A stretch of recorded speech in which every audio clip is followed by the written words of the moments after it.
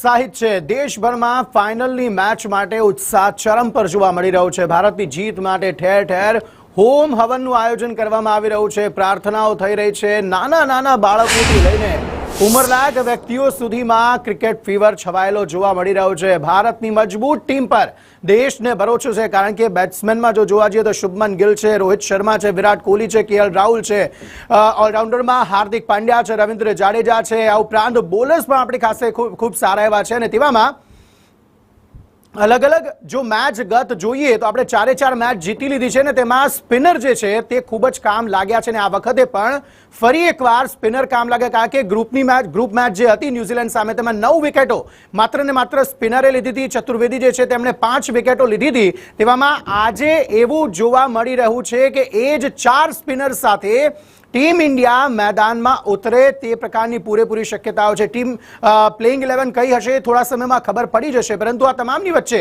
અમદાવાદ હોય, કાનપુર હોય, વારાણસી, બેંગાલુરુ, પ્રયાગરાજ, દુબઈ આ તમામ જગ્યાએ ક્રિકેટ ફીવર છવાયેલો જોવા મળી રહ્યો છે। ક્યાંક હોમ હવન કરવામાં આવી રહ્યા છે, પ્રાર્થના કરવામાં આવી રહી છે, હાથમાં જે ફેવરિટ ક્રિકેટર હોય તેમના પોસ્ટર રાખવામાં આવ્યા છે અને તે સારી બેટિંગ અથવા તો સારી બોલિંગ કરે તે માટેની પ્રાર્થના કરવામાં આવી રહી છે। અમદાવાદમાં હાથમાં તિરંગા સાથે સૌ કોઈ ક્રિકેટ ફેન્સ જે છે તે 2:30 વાગ્યાથી બેસી જવાના છે અને નક્કી કરી જ લીધું છે કે આ વખતે ટીમ ઇન્ડિયાને એ રીતે ચીયરઅપ કરવાનું છે કે ટીમ ઇન્ડિયામાં એ જોશ અને જુસ્સો જામે કે આજની મેચ તે જીતી જાય। અલગ અલગ તસવીરો આપ જોઈ રહ્યા છો। બેંગાલુરુ ખાતે, પ્રયાગરાજ ખાતે, દુબઈ ખાતે ઉત્સાહ જે છે તે ચરમ પર છે।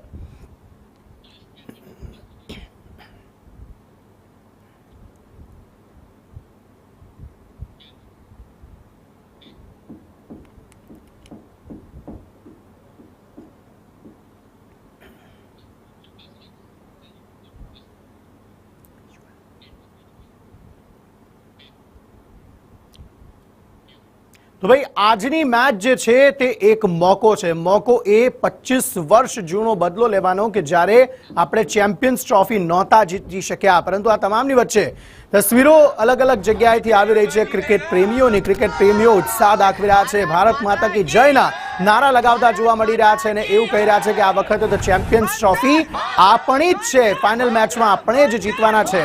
આ તમામની વચ્ચે અલગ અલગ તસવીરો, આ કાનપુરની તસવીરો જોઈ રહ્યા છો આપ કે જ્યાં જે ક્રિકેટ રસિકો છે, કારણ કે તે પોતે પણ ક્રિકેટ રમે છે તેટલા માટે તેઓ પણ કહી રહ્યા છે કે મજબૂત ટીમ છે આપણી અને મજબૂત ટીમની સાથે આ વખતે આ ફાઇનલ મેચ જે છે તે આપણે જ જીતીશું।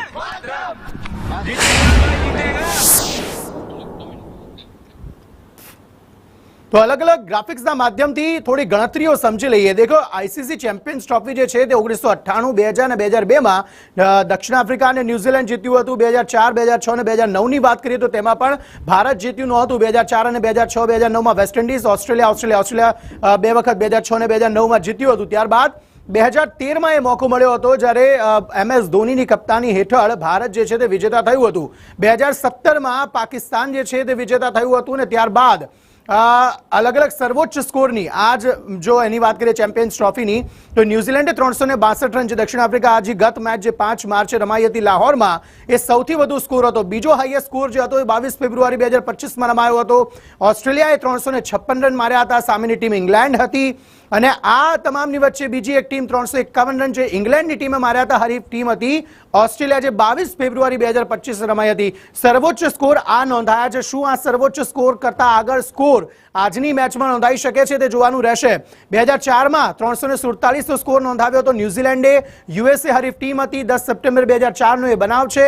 ઉપરાંત પાકિસ્તાને ભારતની સામે 338 રન બનાવ્યા 2017 કે જ્યારે તેઓ ચેમ્પિયન્સ ટ્રોફી જીત્યા હતા તે વખતે 338 રન તેમણે બનાવ્યા હતા ભારત સામે। બીજી તરફ દક્ષિણ આફ્રિકા સામે 2013 માં જ્યારે આપણે ચેમ્પિયન્સ ટ્રોફી જીત્યા હતા ત્યારે દક્ષિણ આફ્રિકા હરીફ ટીમ હતી અને 331 રન ભારતે બનાવ્યા હતા। જ્યારે અફઘાનિસ્તાને 325 રન બનાવ્યા હતા, સામે ટીમ હતી ઇંગ્લેન્ડ અને વાત છે 26 ફેબ્રુઆરી 2025 થી લાહોર ખાતે આ મેચ રમાઈ હતી અને ત્યારે 325 નો એ સ્કોર જે છે તે ખડક્યો હતો। બીજી તરફ સૌથી ઓછા સ્કોરની વાત કરી લઈએ તો સૌથી ઓછો સ્કોર યુએસએ ઓસ્ટ્રેલિયા સામે નોંધાવ્યો તો માત્ર 65 રન। 65 રનમાં તમામ વિકેટ પડી ગઈ હતી। 2004 વખતે આ બનાવ બન્યો હતો। તો બીજી તરફ બાંગ્લાદેશની વાત કરીએ તો સામે ન્યુઝીલેન્ડની ટીમ જ હતી। બાંગ્લાદેશે માત્ર 77 રન બનાવ્યા હતા। 23 સપ્ટેમ્બર 2002 કોલંબો ખાતે આ મેચ રમાઈ હતી તે સમયે આ જે સ્કોર છે તે નોંધાયો હતો। વેસ્ટ ઇન્ડિઝે પણ 80 રનમાં જ પોતાની તમામ વિકેટો ગુમાવી દીધી હતી. સામે હરીફ ટીમ હતી શ્રીલંકા. 2006માં આ મેચ રમાઈ હતી. તો બીજી તરફ ઝિમ્બાબ્વે એ પણ સૌથી ઓછો સ્કોર 85 રનનો નોંધાવ્યો હતો. સામે હરીફ ટીમ વેસ્ટ ઇન્ડિઝ હતી. 8 ઓક્ટોબર 2006 અમદાવાદમાં જ આ મેચ જે છે તે રમાઈ હતી. નેધરલેન્ડ 86 રનનો સ્કોર માત્ર. શ્રીલંકા હરીફ ટીમ હતી. 16 સપ્ટેમ્બર 2002 કોલંબો ખાતે આ મેચ જે છે તે રમાઈ હતી. એટલે આ તમામની વચ્ચે આજની મેચ ઇન્ટરેસ્ટિંગ એટલા માટે છે કારણ કે એક તરફ 25 વર્ષ પહેલાનો બદલો લેવાનો છે, મોકો છે આપણી પાસે, ટીમ પણ મજબૂત છે, તમામ જે પ્લેયર્સ છે તે પણ ફોર્મમાં છે અને આ તમામની વચ્ચે જે સૌથી વધારે રન્સ ચેમ્પિયન્સ ટ્રોફીમાં કોણે બનાવ્યા છે તો વિરાટ કોહલી જે છે તેની પાસે એ મોકો છે અત્યારે રેકોર્ડ તોડવાનો કારણ કે ક્રિસ ગેલ ચેમ્પિયન્સ ટ્રોફીમાં સૌથી વધારે રન બનાવેલ વ્યક્તિ છે. તેના બાદ અલગ અલગ જે ખેલાડી છે તે પણ આવે છે જેમાં શિખર ધવનનું પણ નામ છે, કુમાર સંગાકારાનું નામ છે, જો રૂટનું નામ છે, જેક કાલિસનું નામ છે. 656 રન જો રૂટે બનાવ્યા છે જ્યારે 653 રન જેક કાલિસે બનાવ્યા છે. 133 અને 113 જે છે તે બંનેના સર્વોચ્ચ સ્કોર હતા. રાહુલ દ્રવિડ પણ છે 627 રન સાથે જેમાં સર્વોચ્ચ 76 હતા. રિકી પોન્ટિંગ છે 593 રન સાથે જેમાં 111 તેમના સર્વોચ્ચ સ્કોર હતો. પરંતુ ખાસ વિરાટ કોહલી માત્ર 45 થી 48 રન જો બનાવી દે છે તો તે નંબર 1 પ્લેયર બની જશે એટલે કે ક્રિસ ગેલને પણ પાછળ છોડી દેશે ચેમ્પિયન્સ ટ્રોફીમાં સૌથી વધારે રન ફટકારવાના મામલામાં.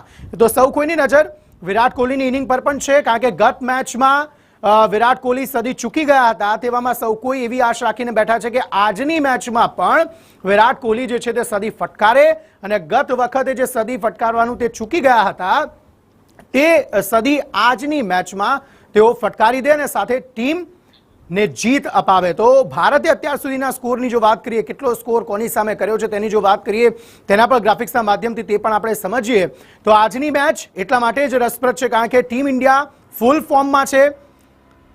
આ સ્કોર આપ જોઈ લો અહીંયા 319 પાકિસ્તાન જીત, પરિણામ આપણે જીત્યા હતા. આ સ્કોર જે છે તે આપણે કર્યો તો ભારતનો સર્વોચ્ચ સ્કોર છે આ હરીફ ટીમ પાકિસ્તાન હતી તે સમયે. બીજી તરફ 1998માં ઓસ્ટ્રેલિયા હરીફ ટીમ હતી, 307નો સ્કોર કર્યો હતો. એ વખતે પણ ભારતીય ટીમ જીત્યું હતું. એટલે આ સર્વોચ્ચ સ્કોર ભારતે કઈ કઈ ટીમ સામે કર્યો છે તેના અમે ગ્રાફિક્સના માધ્યમથી અમે આપને જાણકારી આપી રહ્યા છે. તો આ સ્થિતિ છે અત્યારની કે આ તમામ જે આંકડાઓ જોતા આત્મવિશ્વાસ ચરમ પર છે કે ભારત મેચ જીતશે.